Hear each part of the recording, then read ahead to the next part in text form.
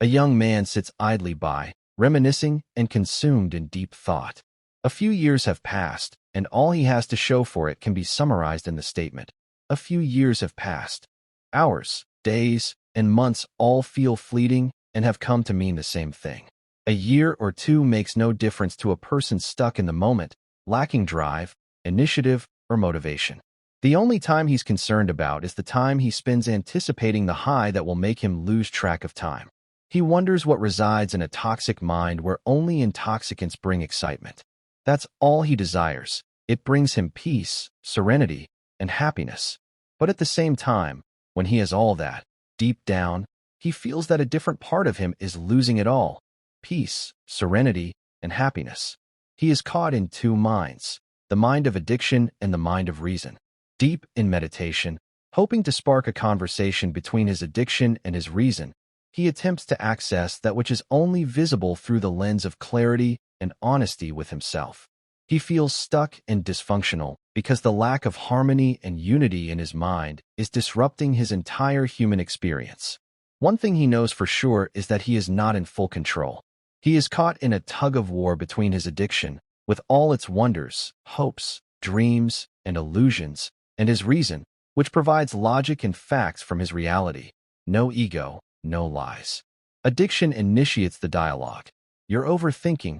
This is not a problem. I am in control. I can quit whenever I want. Reason replies, you've said that 1,000,000 times and yet never really tried to. How are you certain you can do what you've never done? A common error in the structure of our belief system is that the mind confuses belief and passion for certainty and fact.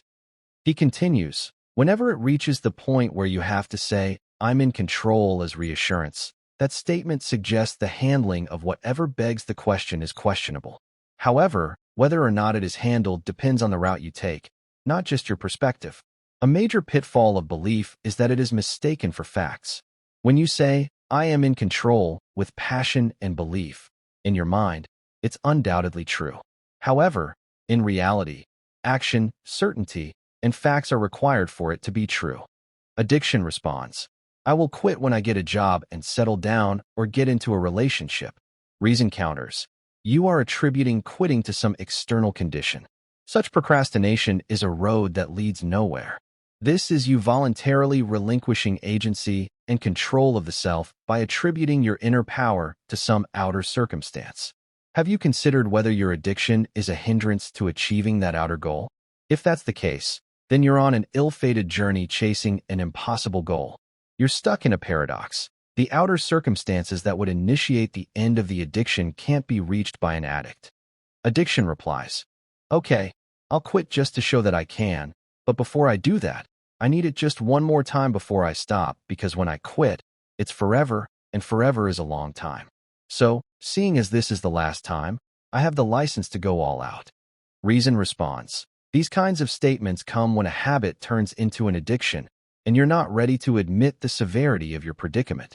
At this point, you have a ferocious monster with an infinite appetite. However, your denial of reality turns into self-deception, and your actions are then justified because it's the last time, right?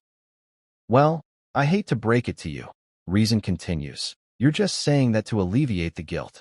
You lie to yourself to feed that appetite by saying, it's the last time, but by the next morning, you'll say, the last batch was bad quality.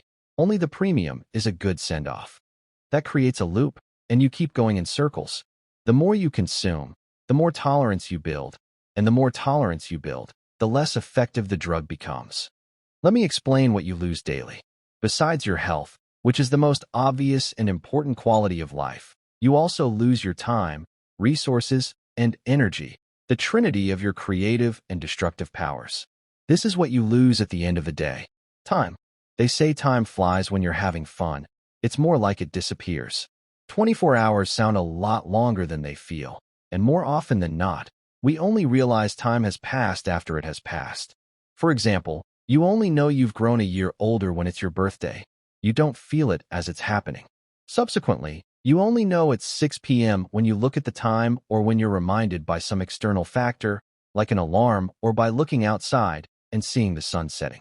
If you are locked in a dark room, regardless of how focused, sharp, and awake you are, There is no way you can tell the passing of time unless you're Sherlock Holmes or possessed like in horror movies.